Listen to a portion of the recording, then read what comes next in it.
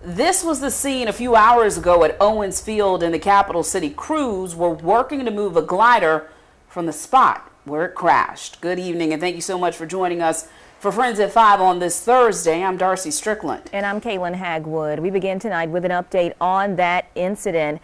Investigators confirm a small power glider crashed and the pilot was taken to the hospital. It happened just before noon at Jim Hamilton Owens Airport. It's where we find News 19's Tai Wong. Tai, what can you tell us about the crash? Yeah, good evening, Kaylin and Darcy. As you just mentioned, one man was sent to a hospital earlier today after a power glider crashed on the runway right here at the Jim Hamilton Owens Airport. Now, that man who was injured was the pilot. Now, the scene has been cleared since then, but as you see right there on your screen, earlier today, the front part of the glider was damaged when it was trying to land. The crash occurred around 11:30 this morning. And according to the Columbia Fire Department, again, the pilot was trying to land when the crash occurred. The pilot is a single-seater aircraft, only one person on board. The pilot was not entrapped in the aircraft, but EMS arrived on scene with our crews. We assisted in getting the patient from the aircraft and then packaged him for transport by EMS. He was taken to the hospital for his injuries.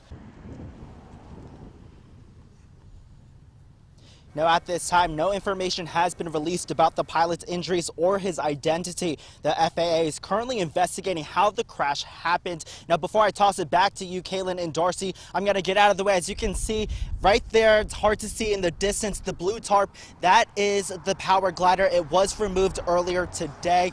Now, I also spoke with one resident who lives next to the runway. And she tells me her experience when the crash occurred, and I'll have what she had to tell me coming up on News 19 at 6. But for now, reporting live at the Jim Hamilton Owens Airport, Tai Wong, News 19 WLTX.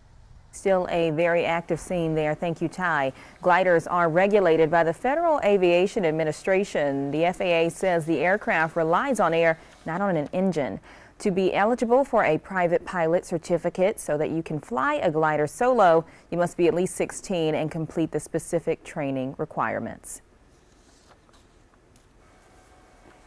In January of this year, a small plane crashed into a home in a Rosewood neighborhood less than a mile away from Owens Field. A woman was inside her home at the time of the crash, but she was able to get out safely.